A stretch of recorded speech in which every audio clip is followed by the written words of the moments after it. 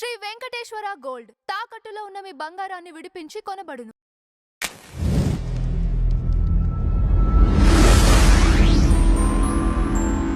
నమస్కారం రాజేష్ గారు. నమస్కారం. పరారీలో అనంతబాబు అని వార్తలు వినపడుతున్నాయండి.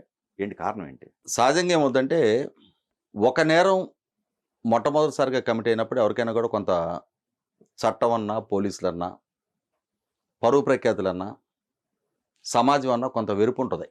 కానీ హ్యాబిచువల్ అఫెండర్స్ ఉంటారు. ఒక నేరానికి 10 నేరాలు చేసేవాళ్ళు విచారణలన్నా లెక్కలేనితనం, పోలీసులన్నా లెక్కలేనితనం, న్యాయస్థానాలైనా కూడా నేను సాక్షుల్ని ప్రభావితం చేసేసుకోగలను, పెద్ద పెద్ద లాయర్ని పెట్టుకోగలను, న్యాయస్థానాల నుంచి నాకు అనుకూలమైన తీర్పులు తెచ్చుకోగలను అని చెప్పని ఒక రకమైన అంటే అహంకారం పెరిగిపోద్ది. కేసుల పట్ల నిర్లిప్తత ఏర్పడిపోద్ది. ఏముంది కేసులు నన్నేం చేస్తాయి అనే ఒక రకమైన బరితెగింపు వస్తుంది. ఇవాళ పిల్లి అనంతబాబు అదే పరిస్థితిలో కళ్ళ ముందు కనిపిస్తూ ఉన్నాడు మనకి. అతను ఒక ఎమ్మెల్సీ. గతంలో తన డ్రైవర్ వీధి సుబ్రహ్మణ్యాన్ని తానే చంపి ఆ బాడీని వాళ్ళ ఇంటికి తన కారులోనే తీసుకెళ్ళి డెలివరీ ఇచ్చాడు. మనం సహజంగా ఫుడ్ ఆర్డర్ పెడితే జొమాటో వాడో, స్విగ్గీ వాడో ఫుడ్ డెలివరీ ఇస్తాడు. అనంతబాబు తన డ్రైవర్ శవాన్ని అతని ఇంటికి డెలివరీ ఇచ్చాడు. తానే స్వయంగా కార్ డ్రైవ్ చేసుకుంటూ వెళ్ళి దింపుకోండి బాడీ అన్న అంట. వాళ్ళు ఇదేంటి నువ్వు మనిషిని చంపి తెచ్చేసి బాడీని దింపుకోమంటున్నావు అని చెప్పని వాళ్ళు దింపుకోవడానికి అభ్యంతరం వ్యక్తం చేస్తే, సరే మీరే ఉంచుకోండి అని చెప్పని కారు కూడా అక్కడ వదిలేసి వెళ్ళిపోయాడు. అంతటి బరితెగింపు ఉన్న వ్యక్తి, స్వయంగా తనే పోలీసులకి నేనే చంపానని చెప్పని అడ్మిట్ అయిన వ్యక్తి, మరి ఆ కేసు విచారణ జరిగిన తీరు చూసాం. అతనికి డిఫాల్ట్ బెయిల్ దక్కేలాగా పోలీసులు సహకరించిన తీరు చూసాం.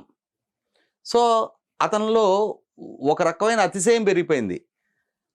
నేను చంపేయగలను, చంపేసి వాళ్ళ ఇంటికి బాడీ డెలివరీ ఇవ్వగలను, ఇచ్చినా సరే నాకున్న పదవి, హోదా, పలుకుబడి, డబ్బు కారణంగా పోలీసులు కూడా నాకే తిరిగి రివర్స్లో సహకరిస్తారు. ఎందుకంటే అక్కడ ఎస్పీ ఆ కేసు జరిగినప్పుడు పెట్టిన ప్రెస్ మీట్లో ఒక హత్య కేసు అక్యూజ్డ్ అనంతబాబు, అతని ఎమ్మెల్సీనా, అతనికి వైసీపీ పార్టీలో ఏ స్థాయి పరపతి పలుకుబడి ఉంది, నాడు ప్రభుత్వంలో పాలకుడుగా ఉన్న జగన్మోహన్ రెడ్డి గారికి ఏ విధంగా సాన్నిధ్యం ఉందనేది తర్వాత సంగతి. అతనే స్వయంగా నేను హత్య చేశాను అని చెప్పని ఎస్పీ దగ్గర కన్ఫెస్ అయ్యాడు. కన్ఫెస్ అయినప్పుడు ఒక సాధారణ ఖైదీ ఒక సాధారణ కేసులో అక్యూజ్డ్ విషయంలో ఎలా హ్యాండిల్ చేస్తారో, ఎలా సంబోధిస్తారో అలానే సంబోధించాలి ఎస్పీ. కానీ ఎస్పీ ప్రెస్ మీట్ పెట్టి ఎమ్మెల్సీ గారు, అనంతబాబు గారు అని చెప్పని సంబోధించటం, ఒక హత్యకు నేను పాల్పడ్డాను అని చెప్పని అడ్మిట్ అయిన అక్యూజ్డ్ని ఉద్దేశించి గారు, గారే అని చెప్పని సంబోధించటం, ఇవి చూసినాడు పోలీసులో ఇంటెగ్రిటీ ఎంతగా తాకట్టు పెట్టుకుంటున్నారని చెప్పని ఆ రోజు అనుకున్నాం మనం. ఆ విధంగా నా డబ్బుతో, నా అధికారంతో ఎవరినైనా మ్యానిపులేట్ చేసుకోగలను అని చెప్పనే ఒక, ఇందాక నేను చెప్పినట్టు ఒక అతిశయానికి వచ్చిన అనంతబాబు ఇప్పుడు కేసు విచారణ ఎన్డీఏ కూటమి ప్రభుత్వం అధికారంలోకి వచ్చిన తర్వాత అక్కడ బాధితుల పక్షాన్ని నిలబడి పోరాటం చేస్తున్న ముప్పాళ్ళ సుబ్బారావు గారు, సీనియర్ న్యాయవాది, ఆంధ్రప్రదేశ్ రాష్ట్ర పౌర హక్కుల సంఘం అధ్యక్షుడు, వారు ఈ కేసు విచారణ జగన్మోహన్ రెడ్డి పాలనా హయాంలో ఎంత లోపభూయిష్టంగా జరిగింది అనే అంశాన్ని ప్రభుత్వం దృష్టికి తీసుకొచ్చి మళ్ళీ తిరిగి పునర్విచారణ చేయడం కోసం న్యాయస్థానాన్ని అప్రోచ్ అయ్యి, న్యాయస్థానం ఆదేశాలతో మళ్ళీ తిరిగి పునర్విచారణ చేసిన తర్వాత ఆ సంఘటన జరిగిన సందర్భంలో అనంతబాబు సతీమణి కూడా, లక్ష్మీదుర్గ కూడా ఆ సంఘటనలో పాల్గొంది, ఆమె సమక్షంలోనే హత్య జరిగింది, ఆమె కూడా ఈ కేసులో సహనిందితురాలే అని చెప్పని అక్యూజ్ నెంబర్ 2గా ఇప్పుడు ఆమె పేరు ప్రస్తావనకు వచ్చిన తర్వాత న్యాయస్థానం రేపు 24వ తారీఖు నుంచి సాక్షుల విచారణ ప్రక్రియ మొదలు పెట్టబోతున్నట్టుగా ప్రకటించింది. అంటే కేసు విచారణ ట్రయల్ స్టేజ్కి రీచ్ అయింది. సాక్షుల విచారణ సందర్భంగా డిఫెన్స్ లాయర్లు క్రాస్ ఎగ్జామినేషన్స్ ఉంటాయి.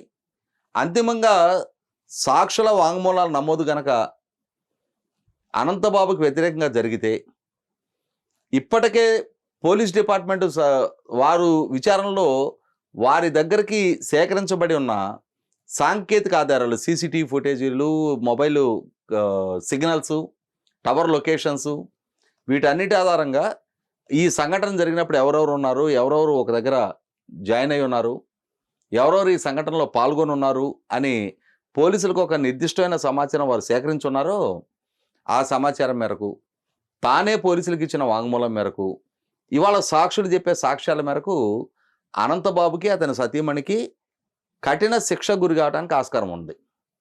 కాబట్టి ఇప్పుడు అనంతబాబు ఏం మొదలుపెట్టాడు, సాక్షులని ప్రభావితం చేయటం. ఇప్పుడు అనంతబాబు డిఫాల్ట్ బెయిల్ అతనికి దక్కుండొచ్చు, కానీ అతనికి బెయిల్ ఇచ్చినాడు న్యాయస్థానం కొన్ని షరతులని విధిస్తుంది, కొన్ని నియమాలు నిబంధనలకు లోబడి బెయిల్ ఇస్తారు, కండిషనల్ బెయిల్ అంటారు. దాంట్లో ఏమన్నట్టుంది, విచారణకి సహకరిస్తా, నేను విదేశాలకు పారిపోకుండా ఉండటం కోసం నా పాస్పోర్ట్ సరెండర్ చేస్తున్నా, కోర్టే ఆదేశిస్తుంది, నీ పాస్పోర్ట్ సరెండర్ చేయి, నీ మొబైల్ కాంటాక్ట్ డీటెయిల్స్ ఇవ్వు, నీ ఈమెయిల్ ఐడి ఇవ్వు, అలాగే కేసు విచారణని ప్రభావితం చేయకూడదు, సాక్షులను ప్రలోభ పెట్టకూడదు, బెదిరించకూడదు అని చెప్పని కొన్ని కండిషన్స్ని ఇంపోజ్ చేసి బెయిల్ ఇస్తారు. అతనికే కాదు, మీరు నేను ఏదైనా ఒక కేసులో ఇన్వాల్వ్ అయినా మనకి బెయిల్ ఇచ్చేప్పుడైనా సరే మనకి కండిషన్స్ పెడతారు. కండిషన్ బెయిల్ రూల్స్ అదే. మరి వాళ్ళ అనంతబాబుకి కూడా కండిషన్ బెయిల్ ఇచ్చున్నారు కదా, కానీ వాళ్ళ అతను బెయిల్ కండిషన్స్ వైలేట్ చేస్తూ అతను ఏమని చెప్పాడు అంటే, సాక్షుల్ని తన మనుషులతోటి ప్రలోభ పెట్టి 4 సాక్షుల్ని ఒక్కొక్కరికి 3 లక్షల రూపాయల చొప్పున బేరం మాట్లాడి వాళ్ళకి 1 లక్ష రూపాయల చొప్పున అడ్వాన్స్ ఇచ్చి, అడ్వాన్స్ ఇచ్చే క్రమంలో వాళ్ళకి ఏమని అష్యూరెన్స్ ఇచ్చాడు, మీకేం ఇబ్బంది లేదు, మేము ఆల్రెడీ పైనుంచి కింద వరకు అందరూ న్యాయవాదుల్ని న్యాయమూర్తిని మేము మేనేజ్ చేసేసుకున్నాం, రేపు తీర్పు మనకు అనుకూలంగానే రాబోతుంది, మీకు ఎటువంటి సమస్య తలెత్తకుండా చూసుకునే పూచి మాది అని తలా 1 లక్ష రూపాయలు అడ్వాన్స్గా ఇచ్చాయంట. ఇది అనంతబాబు, ఇది బాధితుడు సుబ్రహ్మణ్యం తమ్ముడికి తెలిసింది. అతను ముప్పాళ్ళ సుబ్బారావు గారి దృష్టికి తీసుకెళ్ళాడు. ముప్పాళ్ళ సుబ్బారావు గారు విచారిస్తున్న విచారణాధికారుల దృష్టికి అంశాన్ని తీసుకెళ్లారు. అప్పుడు విచారణాధికారులు ఈ సాక్షులు ఎవరైతే ఉన్నారో 4 వాళ్ళని పిలిచి విచారిస్తే వాళ్ళని ఏ అపార్ట్మెంట్కి పిలిచారు, ఎవరు వాళ్ళతో మాట్లాడారు, ఏమని మాట్లాడారు, ఎంత డబ్బు ఆఫర్ చేశారు, ఎంత డబ్బు అడ్వాన్స్గా ఇచ్చారు, ఒకవేళ సాక్షులు అనుకూలంగా మారకపోతే ఏం చేస్తామని బెదిరించారు, చంపేస్తామని బెదిరించారంట, మీ శవాలు కూడా దొరకమని బెదిరించారంట. ఇక కాన్ఫిడెంట్ సిచ్యువేషన్లో మేము మా ప్రాణాలు కాపాడుకోవడం కోసం తలంచి డబ్బులు తీసుకోవాల్సి వచ్చిందని చెప్పని వాళ్ళు పోలీసులకు ఫిర్యాదు చేశారు. దాంతో పోలీసులు నిన్నే అతను అదుపులోకి తీసుకోవడానికి ఇంకో కేసు నమోదు చేసి నేను అదుపులోకి తీసుకోవడానికి ఇంటికి వెళ్తే, ఇక్కడ గమనించుకోవాల్సింది ఏంటి, పోలీసులు ఇంటికి వస్తున్నారన్న సమాచారం ఈ పోలీసుల నుంచి ఎవరో అతనికి సమాచారం అందించారు. దాంతో అతను కారు గన్మెన్తో కూడా అక్కడ వదిలేసేసి బైక్ మీద వెళ్ళిపోయాడంట ఇంట్లో నుంచి. ఓకే, ఎన్నాళ్ళు వెళ్తావు, ఎక్కడి వరకు వెళ్ళగలుగుతావు, ఖచ్చితంగా నిన్న కాకపోతే ఈరోజు దొరుకుతావు నువ్వు. అయితే ఇక్కడ గమనించుకోవాల్సింది, పోలీస్ డిపార్ట్మెంట్ కూడా ఇతను ఎప్పుడైతే సాక్షుల్ని ప్రభావితం చేసే ప్రయత్నం చేశాడో ఇమ్మీడియట్గా అతని బెయిల్ రద్దుకు కూడా ఇవాళ న్యాయస్థానంలో పిటిషన్ ఫైల్ చేస్తున్నట్టుగా వార్తలు వింటున్నాం మనం. ఖచ్చితంగా అతని బెయిల్ రద్దు చేసి అతని కేసు విచారణలో ఇన్వాల్వ్ అవుతున్న నేపథ్యంలో, సాక్షుల్ని ప్రలోభ పెట్టి బెదిరించే ప్రయత్నం చేసే నేపథ్యంలో ఒక్క క్షణం కూడా అతను బెయిల్ దక్కించుకొని స్వేచ్ఛగా సంచరించడానికి వెసులుబాటు లేని వ్యక్తి అని నిర్ధారణ అయింది. కాబట్టి ఇమ్మీడియట్గా అతను బెయిల్ రద్దు చేయాలి. న్యాయస్థానం కూడా అతనికి మళ్ళీ నోటీసులు ఇవ్వాలి అనే సాక్ష్యాల ధోరణి కాకుండా ఆల్రెడీ ఇప్పటికి సేకరించిన నిర్దిష్టమైన సాక్ష్యాధారాల మేరకు అతన్ని ఒక్క క్షణం కూడా స్వేచ్ఛాయుత సమాజంలో స్వేచ్ఛగా సంచరించనివ్వకుండా కట్టడి చేసి అరెస్ట్ చేసి జైలు పాలు చేయాలి. అలా జైలు పాలు చేస్తేనే ఆ కేసు విచారణ పారదర్శకంగా జరగడానికి ఆస్కారం ఉంటుంది. అయితే ఇక్కడ ఒకటండి, ఆల్రెడీ అతను ఒప్పుకున్నారు కదా, నేనే చేశానని ఒప్పుకున్నారు కదా, దాని తర్వాత ఇంక విచారణ కొనసాగించడానికి అవసరం ఏంటి అంటే, అతన్ని నేనే చేశానన్నా కూడా అతనే చేశాడు అని విచారణ సంస్థ కూడా నిర్ధారణ చేసుకోవాల్సిన అవసరం ఉంటుంది. ఏదో అతను ఒప్పుకున్నా కూడా ఓకే అతనే చేశాడు, ఎస్ ఇతను చేశాను అంటున్నాడు. కానీ కేసు విచారణ స్టేజ్కి వచ్చిన తర్వాత నేను ఇచ్చిన స్టేట్మెంట్ కాదు అది, నేను ఆ టైంకి ఎక్కడో దూరంగా పలానా ప్రాంతంలో ఉన్నానని ఒక ఎలివి ముందుకు తీసుకొచ్చాడు అని అంటే అక్కడ కేసు నుంచి అతను విముక్తి పొందుతాడు, విచారణ సంస్థ క్రెడిబిలిటీ దెబ్బతింటది. కాబట్టి అతను వాంగ్మూలం ఇచ్చినా సరే ఆ వాంగ్మూలం నిజము అని చెప్పని శాస్త్రబద్ధంగా ధృవీకరించుకోవాల్సిన బాధ్యత విచారణ సంస్థ మీద ఉంటుంది. కాబట్టి విచారణ సంస్థ తన విచారణ కొనసాగిస్తుంది, అతని ప్రమేయాన్ని నిర్ధారిస్తుంది.